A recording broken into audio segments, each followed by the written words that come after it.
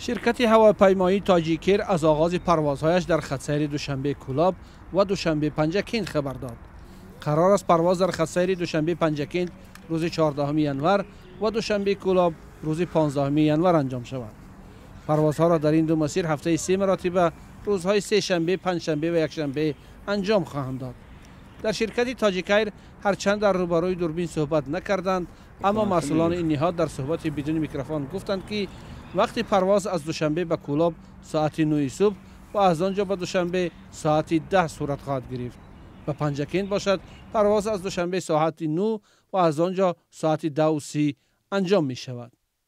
خط‌سیری پنجکند دوشنبه شاید که حدود 10 بار پرواز کرده بود در 15 سال پیش. همین هم در روزهای آفتابی پرواز می‌کنیم. هرچند جهازی از خود خرید کرده شده است، روزهایی می‌شود که تقریباً احتیاج به همین خط‌سیری هوایی وجود دارد. مسافران می توانند چیپته ها را از دفتر این شرکت واقع در کوچه میرزا مستانگلوف دوشنبه همچنین به طور آنلاینی توسط تلفن خزینه‌دار شرکت خریداری کنند. ارزش چیپته از یک سهم در خط‌سیر دوشنبه کولاب 300 سامانی و دوشنبه پنجکند 400 سامانی مقرر شده است. فرض کردیم یگان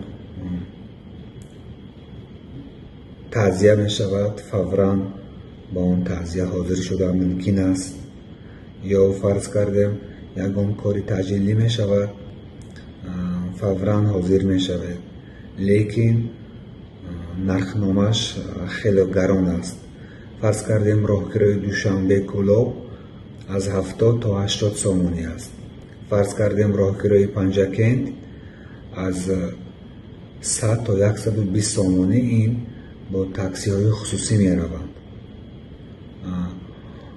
فرض کردیم با اتوبوس باشد راهگیری دوشنبه پنجکند 70 سامانی است. همون هم مردم قیمت گفته امکاناتش رفتن ندارند.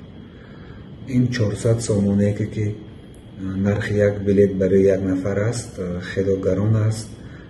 نه همه امکاناتی با این نرخ رفتن دارند. شرکت تاجیکر از سال 2019 به این طرف پروازها را انجام نمیداد. ماه سپتامبر سال گذشته مسئولین این شرکت از راه اندازی نخستین پرواز در مسیر دوشنبه خاروغ خبر دادند. حالا به گفته مسئولان شرکت تاجیکر پروازها در این مسیر با جز از روزهای ابری هفته 3 بار انجام می شوند. پروازها را در این مسیرها یگانه هواپیمای کارشایم ان 28 این شرکت اجرا می کند. دو هواپیمای این طبقه شرکت منتظر تعمیرند.